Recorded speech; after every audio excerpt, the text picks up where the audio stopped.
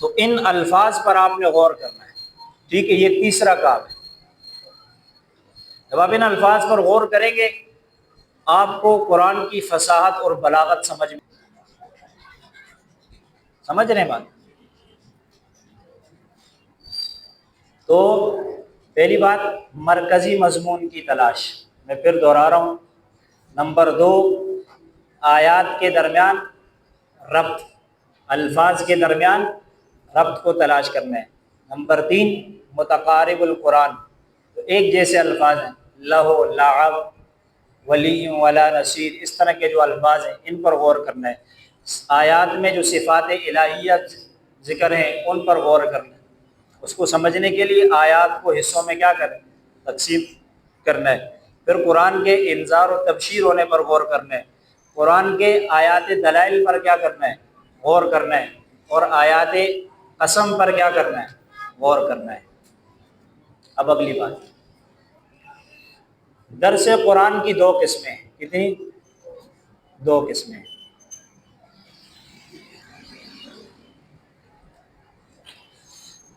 ایک قسم یہ ہے کہ آپ سورت کی ترتیب پر درس دیں، ایک سورت کا درس دیا، پوری سورت آپ نے شروع کی اور ترتیب سے درس دیتے دیتے آپ آخر تک پہنچے۔ ایک یہ ہے کہ یہ اسی کے ساتھ ہی، یا تو آپ سورت کا درس دیں یا آپ کسی سورت میں سے کسی خاص رکوع کا درس دیں۔ یہ پہلی قسم، مکمل سورت یا سورت کے کسی رکوع کا درس دیں۔ اور دوسری قسم ہے موضوعاتی درس۔ موضوعاتی درس کہ کوئی خاص موضوع منتخب کرنا اور اس پر پھر درس قرآن دینا۔ یہ 2 قسمیں۔ پہلے ہم بات کریں گے پہلی قسم کے حوالے سے، سورت یا کسی خاص رکوع کے درس کے حوالے سے۔ تو جب بھی آپ کسی سورت یا کسی خاص رکوع کا درس دیں گے تو اس میں سب سے پہلے ضروری چیز ہے، جیسے میں نے پہلے آپ کے سامنے ذکر کیا، کہ مرکزی مضمون کی تلاش، ٹھیک ہے؟ آپ مرکزی مضمون کی تلاش کریں۔ اب یہ ہے سورت کا تو مرکزی مضمون جاننا آسان ہے، لیکن آپ سورت کی کسی خاص رکوع کا درس دے رہے ہیں تو اس رکوع کا مطالعہ کر کے آپ خود بھی کوئی اس کے لیے عنوان کیا کر سکتے ہیں، منتخب کر سکتے ہیں، تفسیر کی روشنی میں، خود سے نہیں ہے۔ تو آپ کسی تفسیر کا مطالعہ کر رہے ہیں جو بزرگوں نے لکھا ہے، اکابرین کی معلومات کی روشنی میں، ٹھیک ہے؟ جب آپ نے مرکزی مضمون طے کر لیا بھئی یہ مرکزی مضمون ہے اس سورت کا یا اس رکوع کا، تو پھر بات جو پوری بات ہوگی وہ اس مرکزی مضمون کے گرد گھومے گی۔ جب آپ کو مرکزی مضمون ہی معلوم نہیں ہوگا پھر کبھی آپ ایک ایران کی ماریں گے اور ایک توران کی ماریں گے، ٹھیک ہے؟ اب اس کے لیے کیا کرنا ہے، سب سے پہلے قرآن کی آیت کو صحیح تلفظ کے ساتھ پڑھنا ہے۔ قرآن کی آیت کو صحیح تلفظ کے ساتھ پڑھنا ہے۔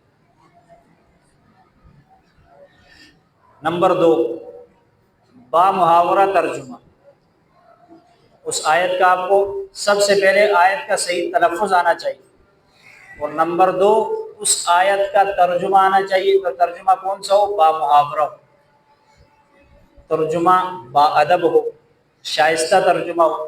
اور اس کے لیے سب سے زبردست جو ہے وہ شیخ القرآن صاحب دامت برکاتہم کا آسان ترجمہ ہے، جس کا ترجمہ انتہائی شائستہ، نفیس اور با محاورہ ہے، سمجھنا ہر ایک کے لیے کیا ہے، آسان ہے۔ وہ آسان ترجمہ القرآن ہر ساتھی کے پاس ہونا چاہیے۔ نمبر 3 آیت آپ نے تلفظ صحیح کر لیا، اس کا ترجمہ آپ نے دیکھ لیا، اب اس آیت کا کوئی پس منظر ہوگا، شان نزول ہوگا۔ اب درس قرآن میں شان نزول کو تفصیل سے بیان کرنے کی ضرورت نہیں، یہ خاص علمی بات ہے جو علمی حلقوں سے وابستہ ہے،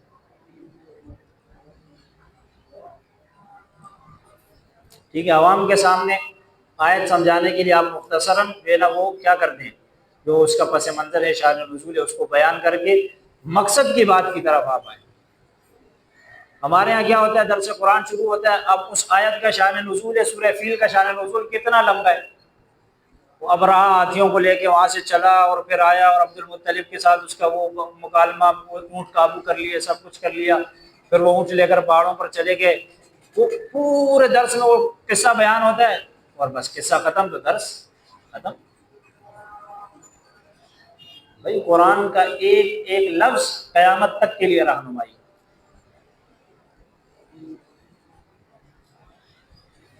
اچھا، نمبر 4،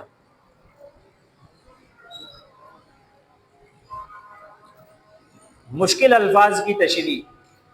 آیت کے دوران وہ مشکل الفاظ آ جائیں، آپ نے اس کی کیا کرنی ہے، تشریح کرنی ہے عوام الناس کے ساتھ۔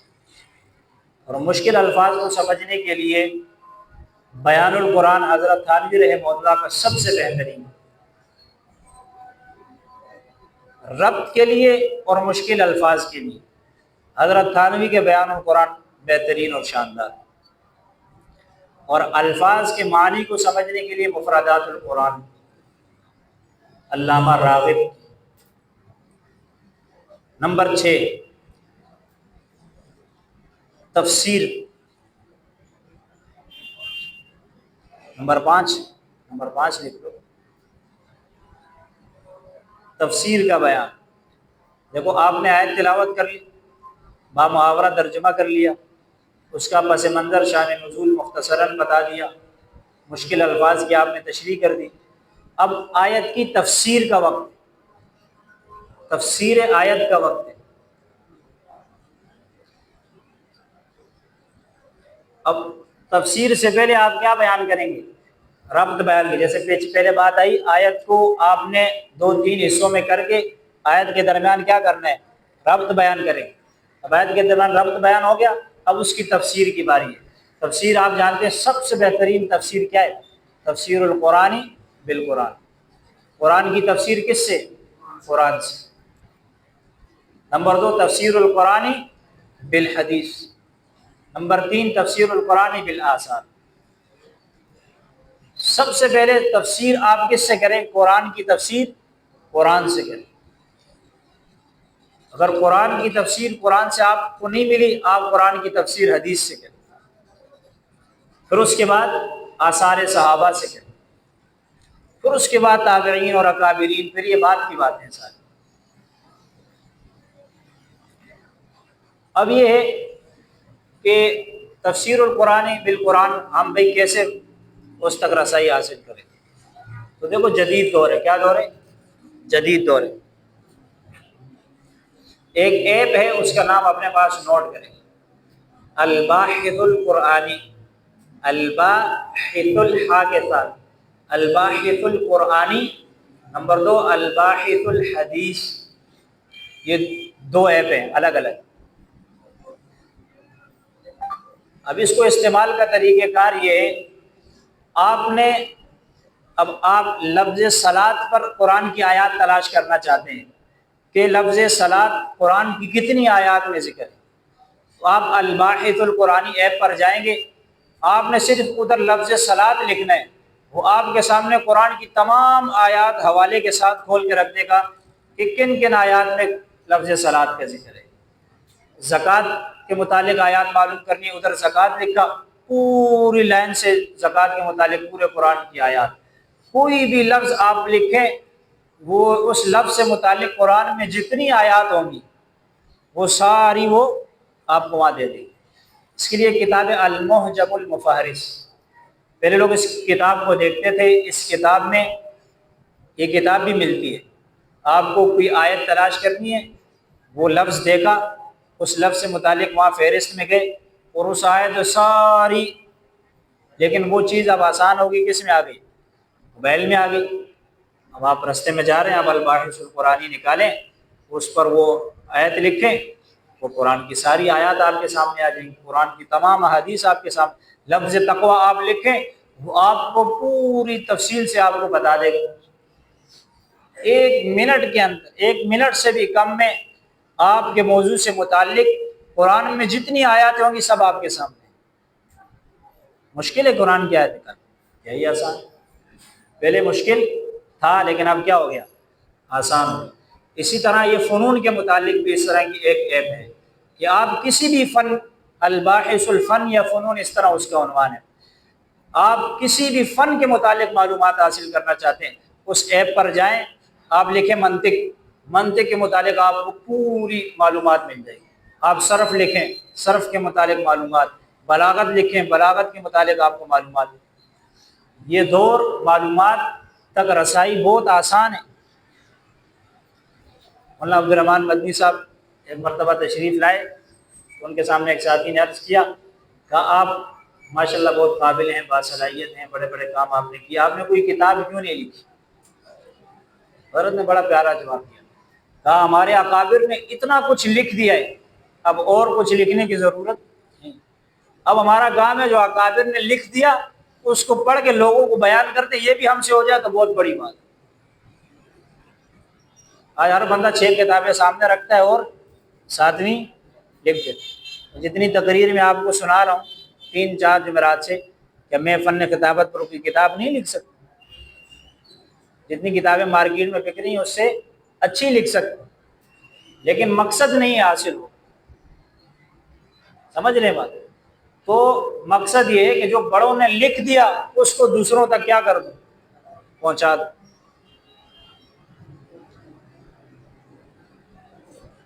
تو پھر تفسیر آپ اس ترتیب پر کریں، تفسیر القرآن بالقرآن، تفسیر الحدیث بالحدیث، تفسیر القرآن بالحدیث، تفسیر القرآن بالآثار۔ اور نمبر 7، جب بھی آپ درس دیں المحجم المفہرس۔ نمبر 7، جب آپ درس دیں تو آپ وقت کی پابندی کریں۔ آپ نے درس کا وقت 20 منٹ مقرر کیا ہے، 20 منٹ پر آپ اپنی بات ختم کر دیں۔ آدھا گھنٹہ ہے، آدھا منٹ ہو، آپ اپنی بات کو ختم کریں۔ ہمارے یہاں گلستان کالونی میں مدینہ مسجد ہے، جو یہاں مقامی ساتھی ہوں گے جانتے ہوں گے، مولانا عبدالرزاق صاحب مدینہ مسجد اور جامعہ محمودیہ کے شیخ الحدیث بھی ہیں۔ وہ ایک عرصے سے، ہم بچپن سے دیکھ رہے ہیں کہ وہ درس قرآن دے رہے ہیں، اور ان کے درس قرآن میں ہجوم ہوتا ہے۔ عام مسجدوں میں جمعے میں اتنا مجمع نہیں ہوتا جتنا ان کے یہاں ہر روز درس قرآن میں ہوتا ہے، لیکن ان کا ایک اصول ہے، 15 منٹ ان کے درس کے مختص ہیں، 15 منٹ پورے ہوئے بات ختم۔ 500 بندہ بیٹھا ہے، 500 بندے کو معلوم ہے کہ ٹھیک 15 منٹ بعد بات کیا ہو جائے گی، ختم ہو جائے گی۔ اس سے لوگ پابندی سے آپ کے درس میں بیٹھے۔ نمبر 8، موضوع سے وابستگی کا خاص خیال رکھیں۔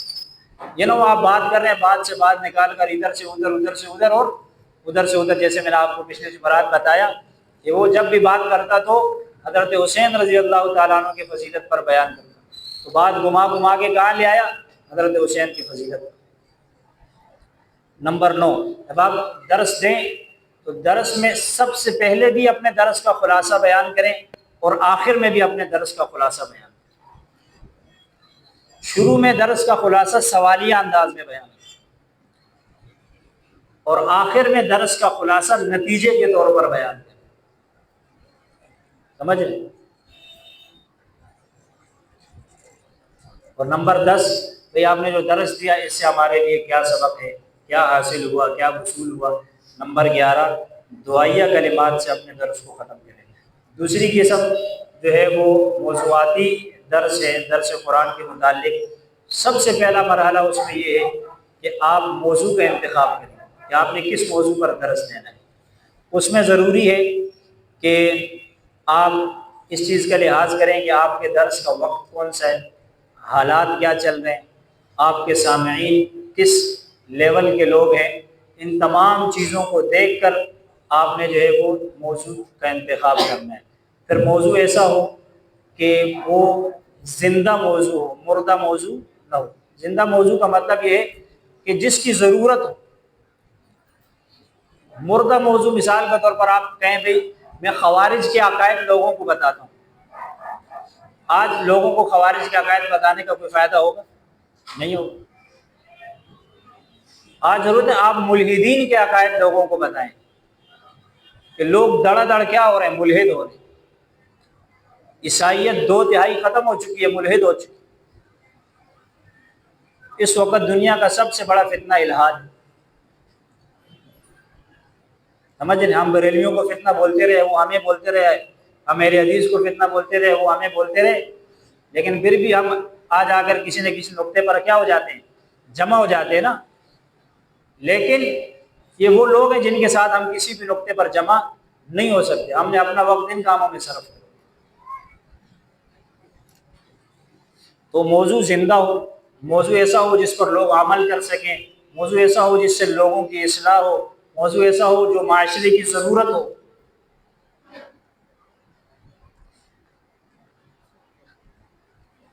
دوسرا مرحلہ، اب آپ نے ایک موضوع کا انتخاب کر لیا، اب دوسرا مرحلہ ہے اس موضوع سے متعلق قرآن کی آیات کو جمع کرنا۔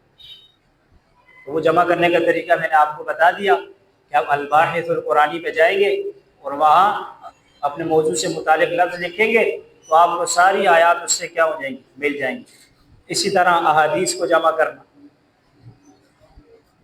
آثار کو جمع کرنا، جیسے آپ مواد جمع کرتے ہیں کسی بھی بیان کے لیے تو اس طرح مواد کو جمع کرنا۔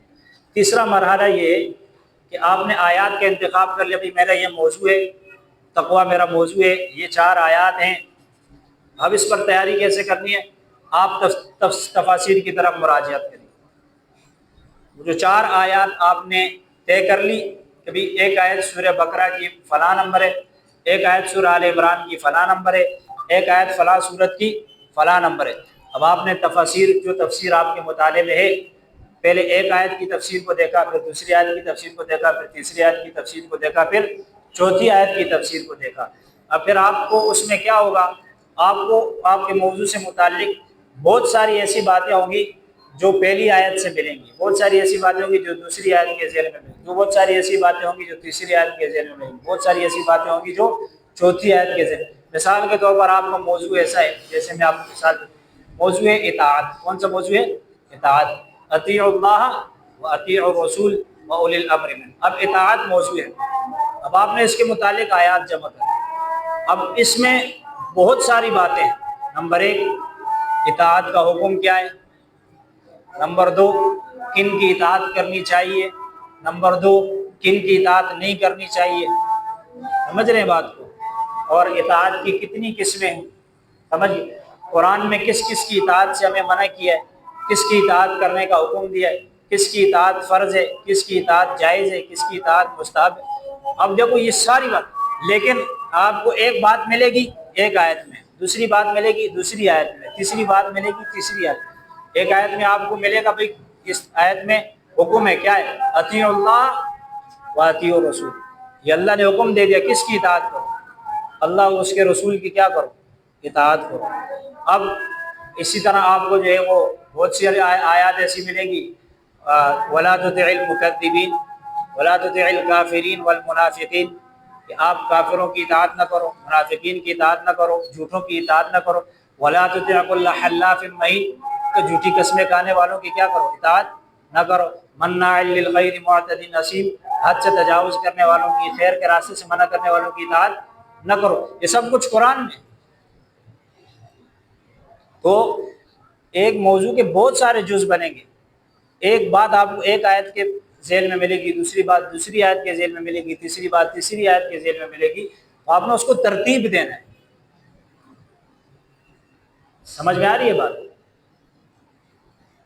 تو چوتھا مرحلہ ترتیب کا ہے۔ تیسرا مرحلہ تفاسیر میں مراجعت کرنے، آپ کو بہت ساری باتیں مل گئی، آپ کا موضوع مختلف پہلو اختیار کیے، پھر آپ نے اب اس کو ترتیب دینا ہے۔ سب سے پہلے میں نے اطاعت کا حکم بیان کرنا ہے، دوسرے نمبر پر میں نے یہ بیان کرنا ہے کن کی اطاعت کرنا واجب اور ضروری ہے، تیسرے نمبر پر یہ بیان کرنا ہے قرآن نے کن کن کی اطاعت سے منع کیا ہے، چوتھے نمبر پر یہ بیان کرنا ہے کن کی اطاعت کرنی چاہیے اور ہم پر لازم ہے، اطاعت نہ کرنے پر ہمارے اوپر کیا عذاب ہے،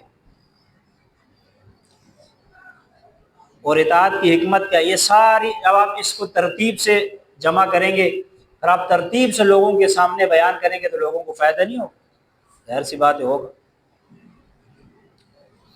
اب پانچواں مرحلہ نظر ثانی کا ہے، پانچواں مرحلہ نظر ثانی کا اور اہل علم کی طرف مراجعت کرنے کا ہے۔ آپ کو کسی بات سمجھنے میں دشواری ہے، اپنے کسی استاد کی طرف، کسی بڑے سے، کسی اپنے سے جس کو زیادہ آپ سمجھتے ہیں، آپ سے زیادہ علم والا ہے، اس کی طرف آپ رجوع کر کے اس بات کو آپ سمجھیں پہلے آپ خود مطمئن ہو جائیں کہ بھئی ہاں میں اس آیت کے مفہوم کو سمجھ چکا ہوں، پھر آپ اس کو لوگوں کے سامنے جا کر بیان کریں۔